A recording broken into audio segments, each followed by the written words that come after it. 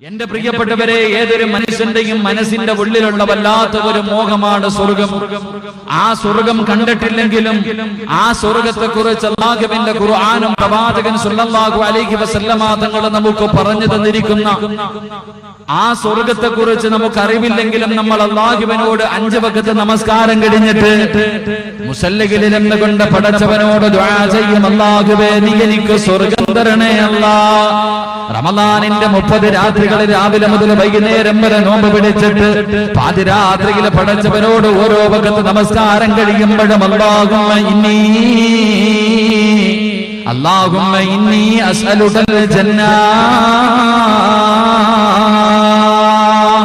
നമസ്കാരം കഴിഞ്ഞ് മുസല്ലയിലിരുന്ന് ഞാനും നിങ്ങളും പടച്ചവനോട് സ്വർഗം ചോദിക്കുമ്പോൾ ഈ പ്രപഞ്ചത്തിലുള്ള സർവ്വ മനുഷ്യരും അല്ലാഹുവിന് അടിമയായി പടച്ചവനിൽ വിശ്വസിക്കുന്ന എല്ലാവരും സ്വർഗമാണ് ആഗ്രഹിക്കുന്നത്. 5 നേരം നിസ്കരിച്ചിട്ട് ദുആ ചെയ്യുന്നത് സ്വർഗമാണ്. 2 റക്അത്ത് നിസ്കരിച്ചാലും സദഖ കൊടുത്താലും വഅദ പറഞ്ഞാലും വഅദ കേട്ടാലും എന്ത് നല്ല കാര്യം ചെയ്താലും എല്ലാവരും സ്വർഗം ആഗ്രഹിക്കുമ്പോൾ മഹാനായ പ്രവാചകൻ സല്ലല്ലാഹു അലൈഹി വസല്ലമ തങ്ങൾ തന്റെ സ്വഹാബത്തിനോട് പറയുന്നു, യാ സ്വഹാബാ, എല്ലാവരും പടച്ചവന്റെ സ്വർഗം കിട്ടാൻ ആഗ്രഹിക്കുമ്പോൾ എല്ലാവരും പടച്ചവന്റെ ലഹും ജന്നാത്തിൻ തജ്രീ മിൻ തഹ്തിഹൽ അൻഹാർ, പാലരുവികളും തേനരുവികളും ഒഴുകുന്ന പടച്ചവന്റെ സ്വർഗത്തിന് വേണ്ടി ജനങ്ങൾ മുഴുവനും രാപ്പകലുകൾ കഷ്ടപ്പെട്ടുകൊണ്ട് പരിശ്രമിച്ചുകൊണ്ട് ദുആ ചെയ്യുമ്പോൾ ലോകത്തിന്റെ നേതാവ് തന്റെ അനുചരന്മാരോട് പറഞ്ഞു കൊടുക്കുകയാണ്, യാ സ്വഹാബാ, അൽ ജന്നത്തു മുസ്താഖത്തുൻ ഇലാ അല്ലാഹുവിന്റെ പ്രവാചകൻ തന്റെ സ്വഹാബത്തിനോട് പരിചയപ്പെടുത്തുകയാണ്, എല്ലാവരും സ്വർഗത്തിൽ കടക്കാൻ വേണ്ടി കഷ്ടപ്പെട്ട് പരിശ്രമിച്ചു കൊണ്ടിരിക്കുമ്പോ എല്ലാവരും അല്ലാഹുവിനോട് സ്വർഗം തരണേ അല്ലാഹ് എന്ന് പട്ടിക്കരന്നുകൊണ്ട് ദുആ ചെയ്തുകൊണ്ടിരിക്കുമ്പോൾ സ്വർഗം 4 വിഭാഗം ജനങ്ങളെ മാടി വിളിക്കുന്നു എന്ന് നബിയുനാ റസൂലുള്ളാഹി സല്ലല്ലാഹു അലൈഹി വസല്ലം. എല്ലാവരും അല്ലാഹുവിനോട് സ്വർഗന്താ സ്വർഗന്താ സ്വർഗന്താ എന്ന് പടച്ചവനോട് എല്ലാവരും ദുആ ചെയ്യുമ്പോൾ സ്വർഗം 4 വിഭാഗം ആൾക്കാരെ എനിക്ക് തരണേ എന്ന് പടച്ചവനോട് ദുആ ചെയ്യുന്നു എന്ന് നബിയുനാ റസൂലുള്ളാഹി സല്ലല്ലാഹു അലൈഹി വസല്ലം. സ്വർഗം വിളിക്കുന്ന 4 വിഭാഗം ആൾക്കാരുണ്ട്. അൽഹംദുലില്ലാഹ്, അല്ലാഹു ആ വിഭാഗത്തിൽ എന്നെങ്കിലും നിങ്ങളെ ഉൾപ്പെടുത്തി അനുഗ്രഹിക്കുമാറാകട്ടെ. സ്വർഗം വിളിക്കുന്ന 4 വിഭാഗം ജനങ്ങളുണ്ട്. അൽഹംദുലില്ലാഹ്, സമയത്തിന്റെ പരിധിക്കുള്ളിൽ അത് പറഞ്ഞ് അവസാനിപ്പിച്ച് സന്തോഷത്തോടെ ദുആ ചെയ്ത് പിരിയണം. അല്ലാഹു ഭാഗ്യം നൽകി അനുഗ്രഹിക്കുമാറാകട്ടെ. എന്റെ പ്രിയപ്പെട്ട സഹോദരങ്ങളെ, എന്താ സ്വർഗം? എന്താ സ്വർഗം? അല്ലാഹുവിന്റെ പരിശുദ്ധമായ സ്വർഗത്തെക്കുറിച്ച് മഹാനായ പ്രവാചകൻ സല്ലല്ലാഹു അലൈഹി വസല്ലമ തങ്ങൾ പഠിപ്പിക്കുന്നു.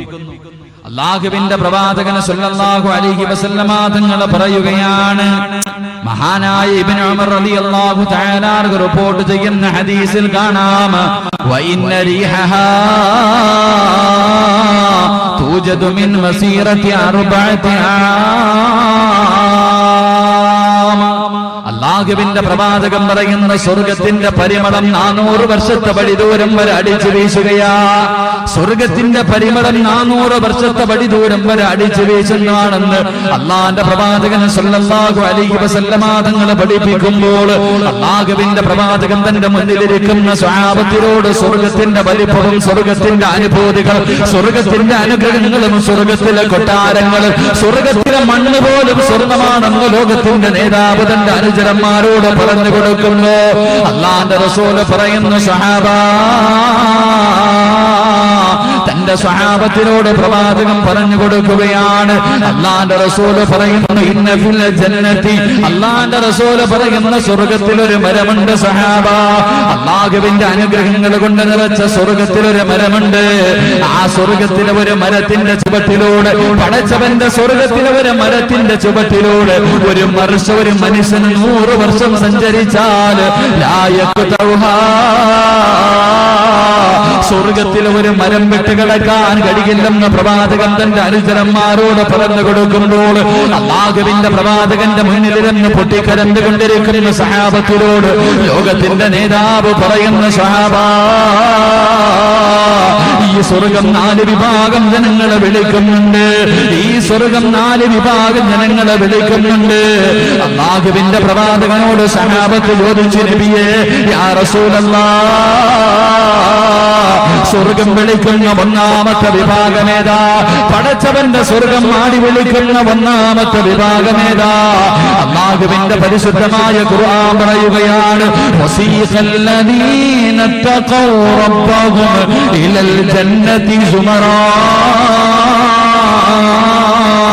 ഹത്താ ഇദാ ജാഊഹാ വഫുതിഹത് അബ്വാബുഹാ وقال لهم حزنتها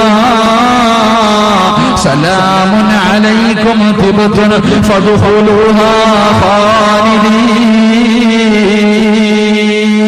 അല്ലാഹുവിന്റെ പരിശുദ്ധമായ ഖുർആൻ പറയുകയാണ്, പടച്ചവന്റെ സ്വർഗം വിളിക്കുന്ന 1ാമത്തെ വിഭാഗമേത്? വസീഖല്ലദീന തഖൗ, അല്ലാഹുവിന്റെ സ്വർഗം വിളിക്കുന്ന 1ാമത്തെ വിഭാഗമേതെന്നറിയുമോ? അത് പടച്ചവനെ പേടിച്ച് ജീവിക്കുന്നവനാണെന്ന് അല്ലാഹുവിന്റെ വിശുദ്ധ ഖുർആൻ. അല്ലാഹുവിന്റെ പരിശുദ്ധമായ ഖുർആൻ പറയുന്നു, സ്വർഗം വിളിക്കുന്ന 1ാമത്തെ മനുഷ്യൻ അല്ലാഹുവിനെ പേടിച്ച് ജീവിക്കുന്നവനാണെന്ന് നബിയുനാ റസൂലുള്ളാഹി സ്വല്ലല്ലാഹു അലൈഹി വസല്ലം. എന്റെ പ്രിയപ്പെട്ട സഹോദരങ്ങളെ, അല്ലാഹുവിനെ പേടിയുണ്ട്. എന്ത് കാര്യം ചെയ്യുമ്പോഴും എന്റെ റബ്ബ് കാണുന്നുള്ള ഒരു ചിന്ത നമുക്കുണ്ടാകും. അങ്ങനെ ഒരു ചിന്ത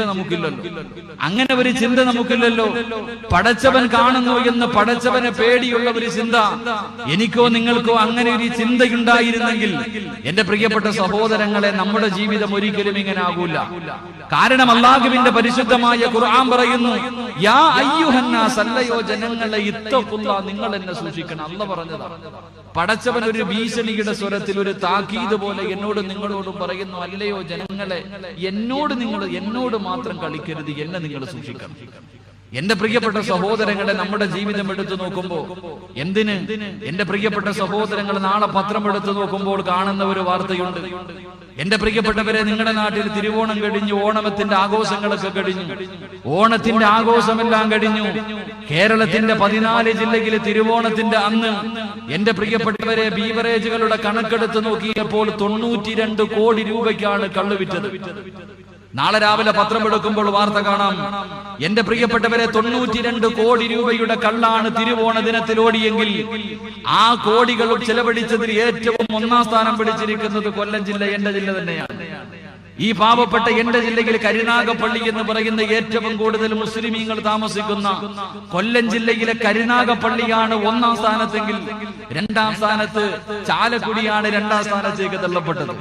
എന്റെ പ്രിയപ്പെട്ടവരെ, ഈ തിരുവോണ ദിനങ്ങളിൽ പോലും മുസ്ലിമീങ്ങൾ, നിങ്ങളുടെ നാട്ടിൽ തിരുവോണമുണ്ടോ എന്ന് എനിക്കറിയില്ല, ആഘോഷങ്ങളൊക്കെ ഞങ്ങളുടെ നാടുകളിൽ അങ്ങോട്ടൊക്കെ നോക്കുമ്പോൾ തിരുവോണത്തിന് വല്ലാത്ത ആഘോഷങ്ങളാണ്.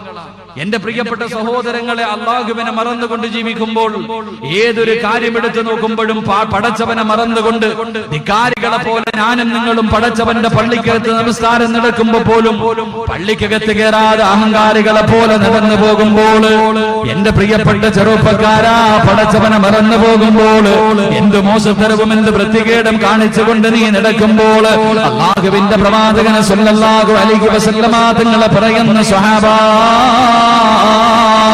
പടച്ചവനെ പേടിക്കണേ, അല്ലാഹനെ പേടിക്കണേ. എന്റെ പ്രിയപ്പെട്ട ചെറുപ്പക്കാരാ, നീ കള്ളു കുടിക്കുമ്പോഴും പെണ്ണ് പിടിക്കുമ്പോഴും ഇഷ്ടമുള്ളത് പ്രവർത്തിക്കുമ്പോഴും പലിശ തിന്നുമ്പോഴും നമസ്കരിക്കാതിരിക്കുമ്പോഴും അഹങ്കാരികളെ പോലെ ദുനിയാവിന്റെ തൊലിക്ക് മുകളിലൂടെ നിനക്കിഷ്ടമുള്ള രീതിയിൽ നീ ജീവിച്ചു കൊണ്ടിരിക്കുമ്പോ അല്ലാഹനെ മറക്കല്ലേ ചെറുപ്പക്കാരാ, അല്ലാഹനെ മറക്കല്ലേ ചെറുപ്പക്കാരാ. എന്റെ പ്രിയപ്പെട്ട സഹോദരങ്ങൾ ചോദിക്കും, ഉസ്താദേ, ഞാൻ 5 നേരം നിസ്കരിക്കുന്നവനാണല്ലോ, ഞാൻ പടച്ചവനെ പേടിച്ച് ജീവിക്കുന്നവനാണല്ലോ, പക്ഷേ പടച്ചവൻ എനിക്കൊന്നും തരുന്നില്ലല്ലോ, എനിക്ക് പരീക്ഷണങ്ങൾ തരുന്നല്ലോ, എനിക്ക് രോഗങ്ങൾ തരുന്നല്ലോ, എനിക്ക് ദുഃഖങ്ങൾ മാത്രം തരുന്നല്ലോ.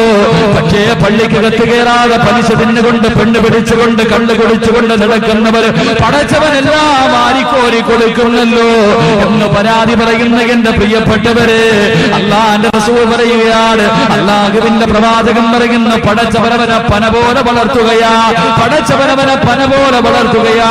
അവന് തൊടുന്നതിൽ മുഴുവനും അല്ലാഹു അനുഗ്രഹം ചെയ്യുകയാ. അവന് വളർന്ന് വളർന്ന് മുകളിലെത്തുമ്പോൾ പടച്ചവൻ ഒരു ദിവസം അവനെ വലിച്ച തറയിലിടുമെന്ന് ലോകത്തിന്റെ നേതാവ് പഠിപ്പിക്കുമ്പോ എന്റെ പ്രിയപ്പെട്ട ചെറുപ്പക്കാരാ, അള്ളാനെ മറന്നു പോകല്ലേ, അള്ളാനെ മറന്നു പോകല്ലേ. അള്ളാഹുവിന്റെ പ്രവാചകൻ തന്റെ സ്വഹാബത്തിലൂടെ പറഞ്ഞു കൊടുക്കുകയാണ്, യാ സ്വഹാബാ, ആർക്കെങ്കിലും സ്വർഗം വേണോ?